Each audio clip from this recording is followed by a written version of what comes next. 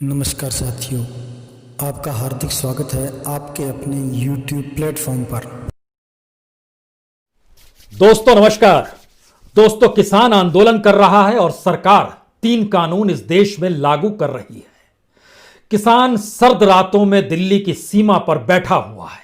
वो चाह रहा है कि एमएसपी किसी भी हाल में कानूनी दर्जा पा जाए, लेकिन सरकार ने ऐसी व्यवस्था कर दी है कि एमएसपी के तहत खरीदने वाली जो संस्था एफसीआई है वही दिवालिया हो जाए।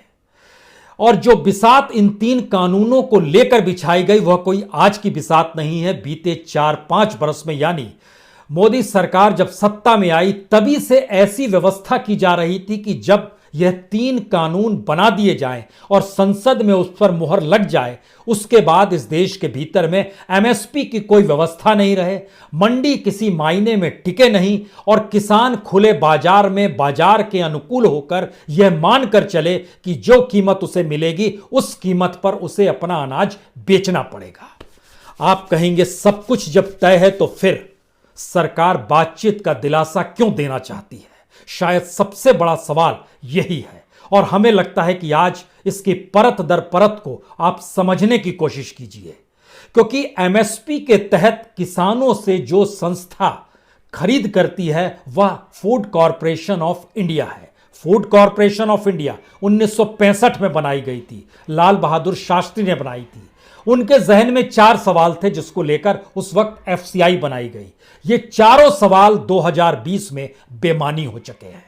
यानी उस दौर की जो सोच थी वह 2020 में मोदी सरकार के दौर में कहीं नहीं टिकती है। किसानों की पीढ़ियां चाहे ये समझे कि इस देश के भीतर में मिनिमम सपोर्ट प्राइस होता है, चाहे वो समझे कि उसके लिए सिंचाई के साधनों की उपलब्धता सरकार को करनी चाहिए, बेहतरीन फर्टिलाइजर देना चाहिए, शानदार बीज और गुणवत्ता वाला बीज देना चाहिए, लेकिन सरकार ने ऐसी व्यवस्था इन्हीं 3 कानूनों के जरिए की है कि जो इन 3 कानूनों को मानेगा उसके लिए सारी चीजें हैं, बाकियों के लिए कुछ भी नहीं है। और जो इन 3 कानूनों को मान लेगा उसके बाद वह मजदूर की स्थिति में आ ही जाएगा।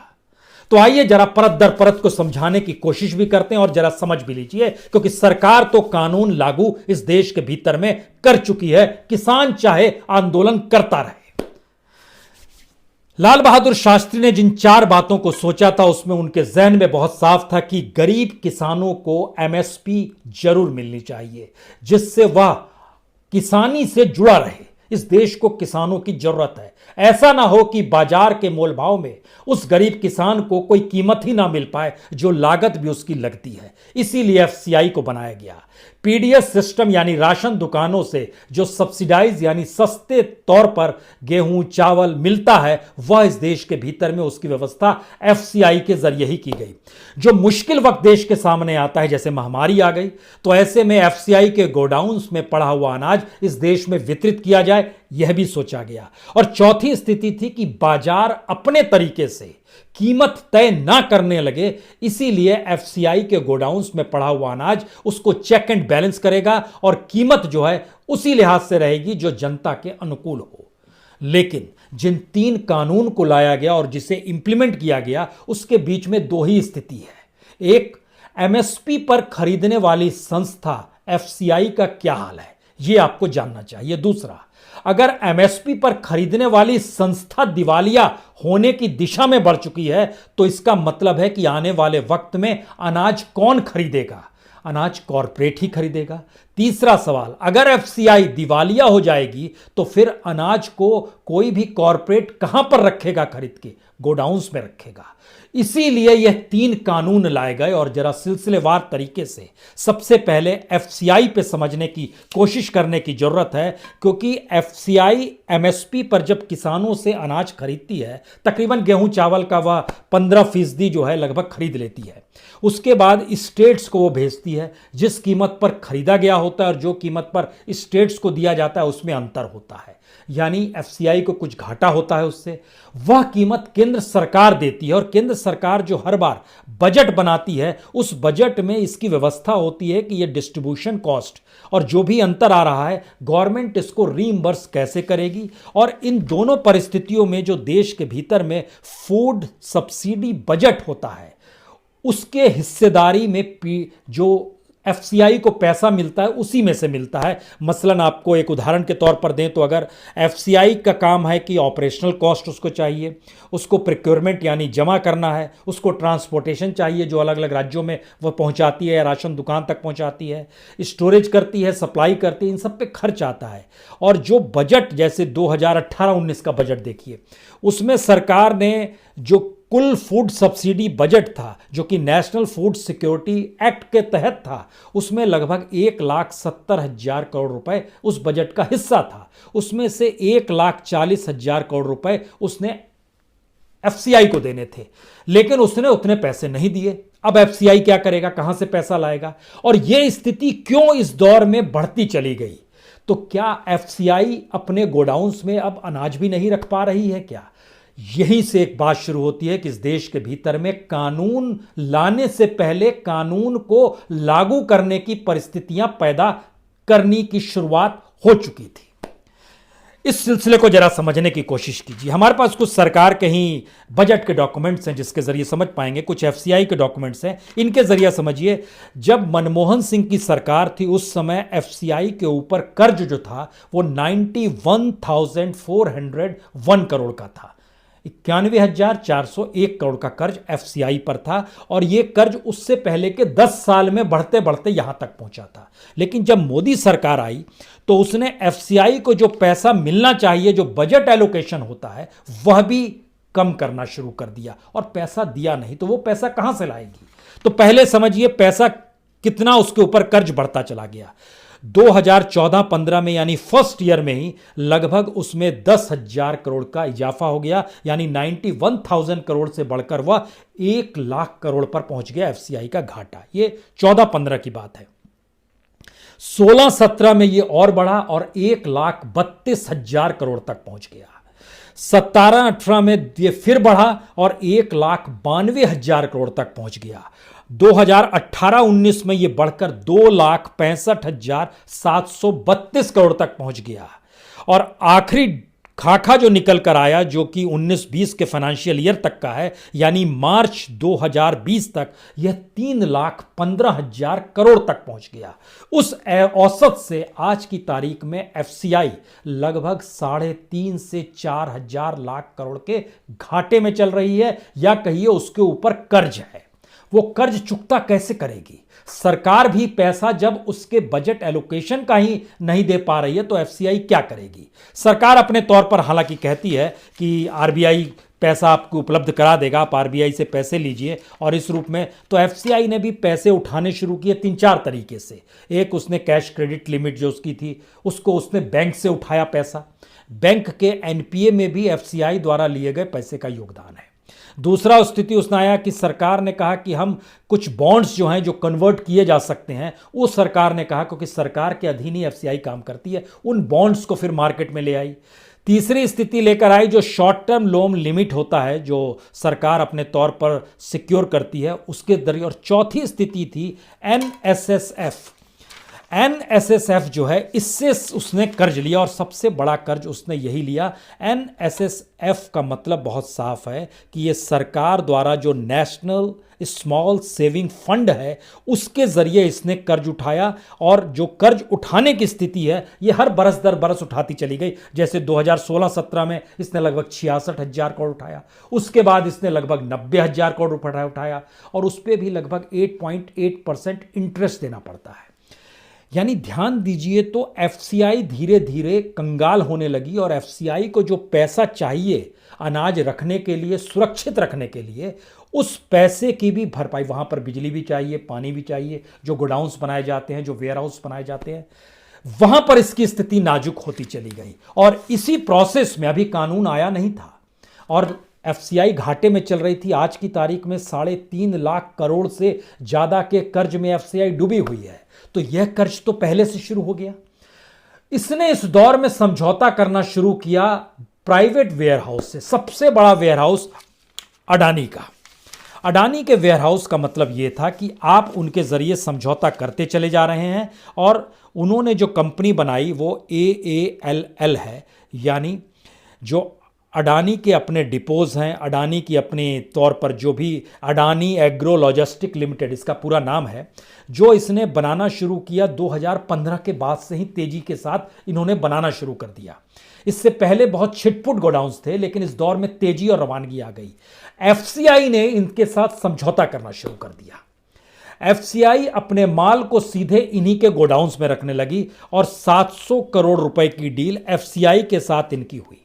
यानी 700 करोड़ रुपए एफसीआई इनको देगी और यह अपने तौर पर अनाज को अपने गोडाउन्स में रखेंगे। और इन्होंने धीरे धीरे ऐसी व्यवस्था की कि उन गोडाउन्स में सीधे किसान माल लेकर आ जाए, और यह अलग अलग राज्यों में लागू कर दिया गया, हो रहा है।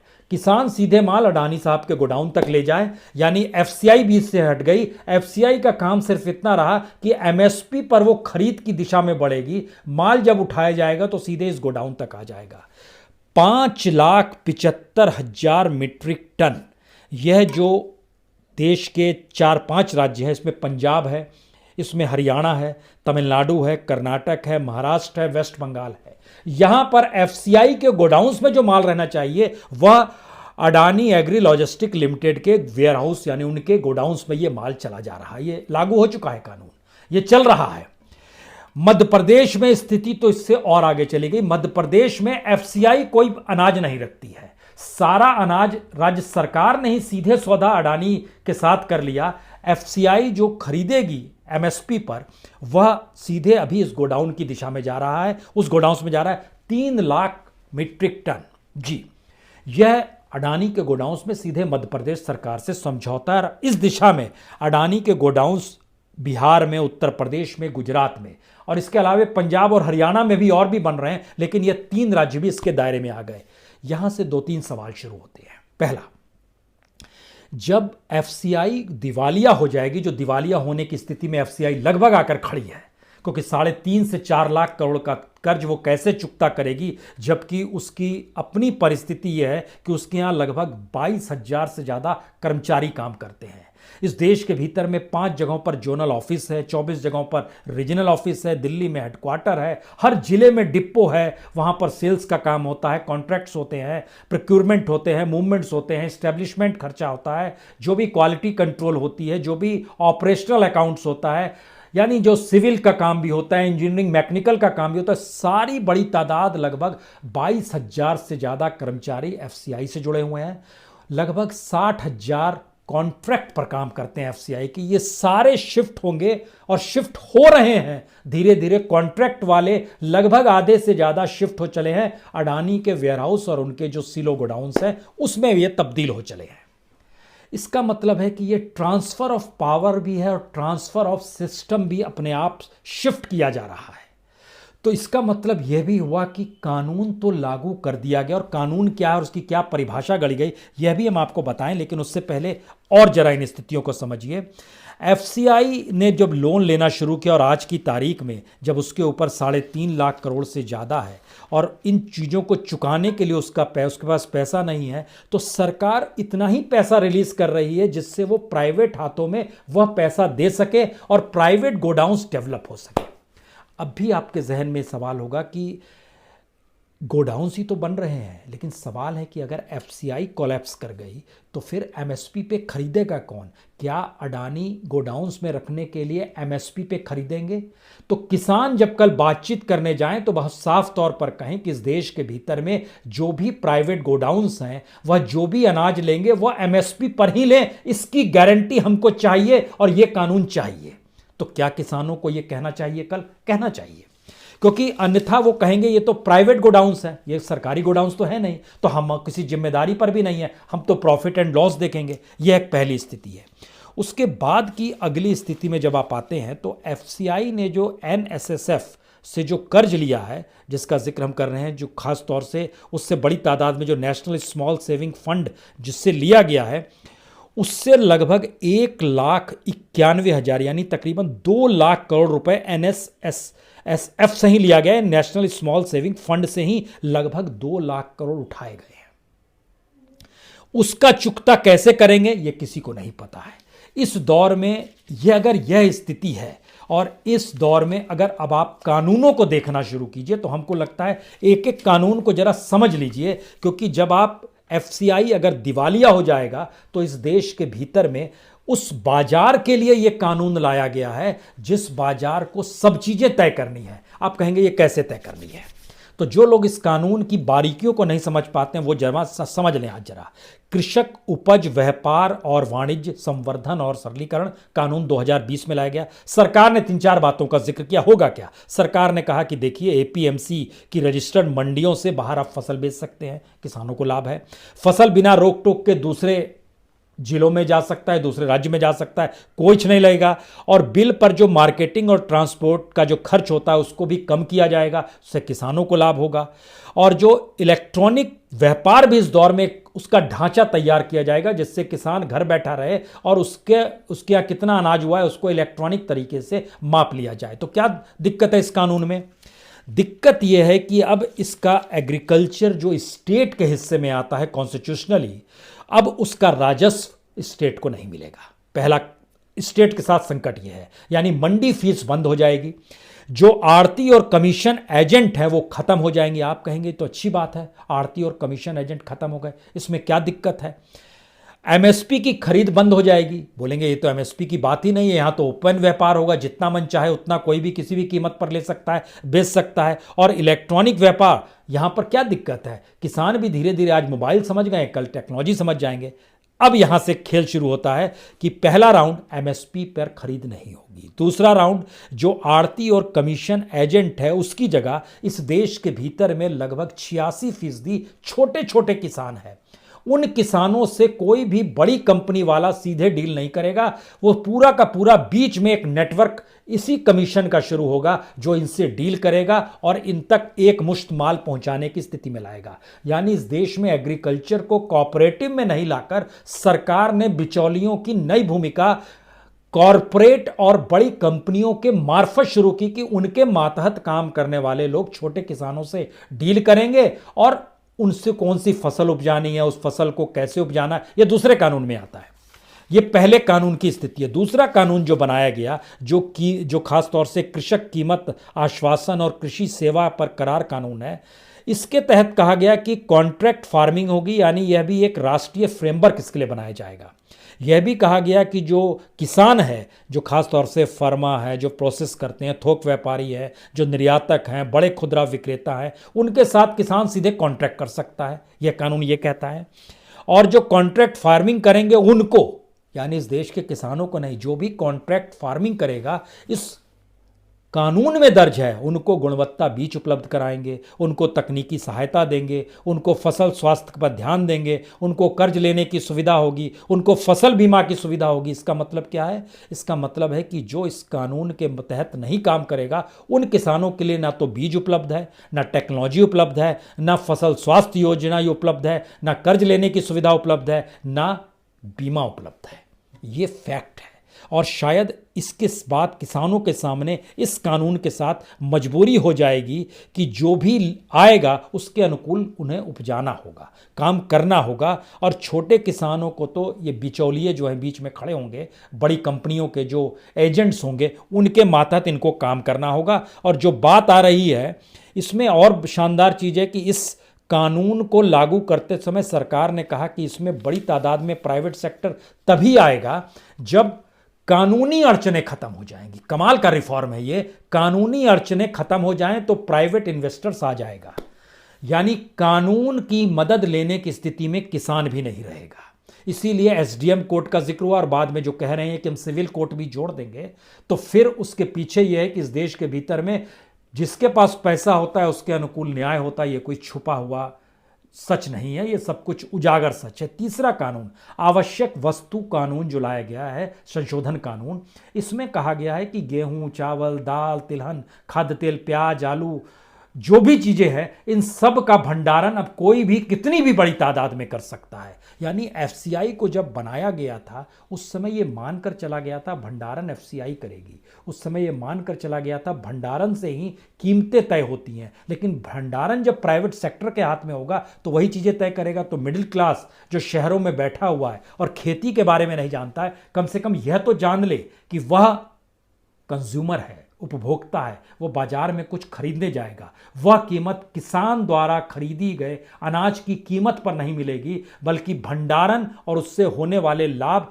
जो रिटेल सेक्टर और गोडाउन्स पे जिनका कब्जा होगा, जिसका जिक्र बार बार अंबानी अडानी का आ रहा है, ये कहीं ना कहीं अब तय करेंगे कीमत उस मिडिल क्लास के लिए जो अभी बड़ी सुविधा के साथ कम पैसे में 2 जून की रोटी मुहैया उसको हो जाती है, वह मुश्किल होने वाली है।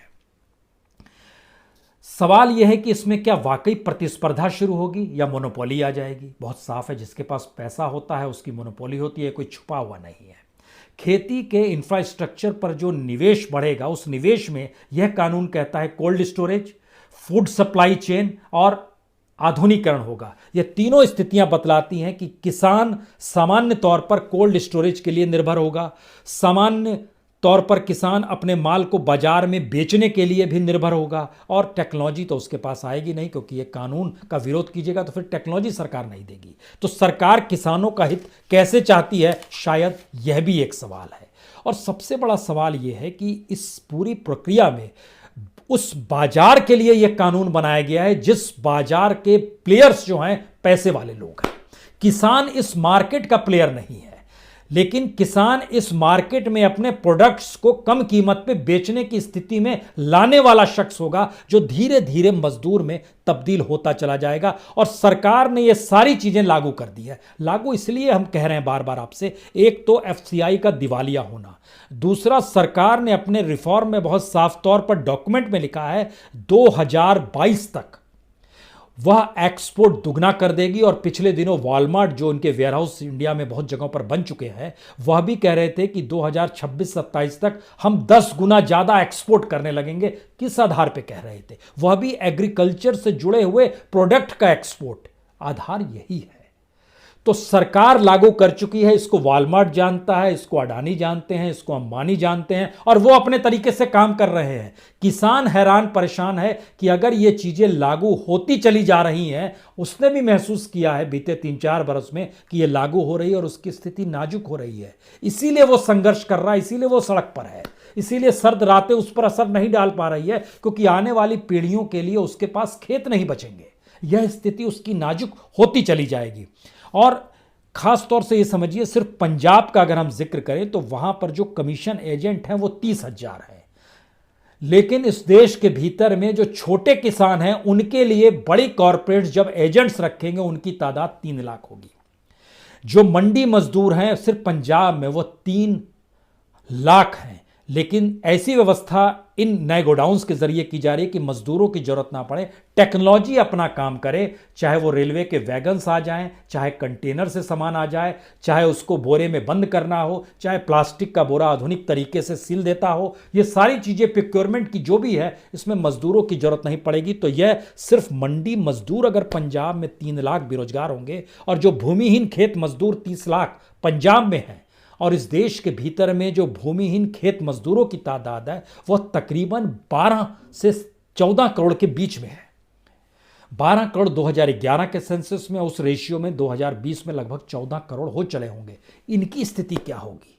और यह आने वाले वक्त में मजदूर भी नहीं रह पाएंगे, यह तो सिर्फ गरीबी की रेखा से नीचे रहकर उस फूड सिक्योरिटी बिल पर जाएंगे जिसके जरिए इनको 2 जून की रोटी सरकार मुहैया करा दे। लेकिन इस दौर में पीडीएस सिस्टम भी हमारा खत्म किया जाएगा, क्योंकि जो इकोनॉमिक सर्वे जो लास्ट आया उसमें जो सरकार के सलाहकार हैं सुब्रमण्यम साहब, उन्होंने कहा कि ये पीडीएस सिस्टम का बोझ आप क्यों उठाते हैं?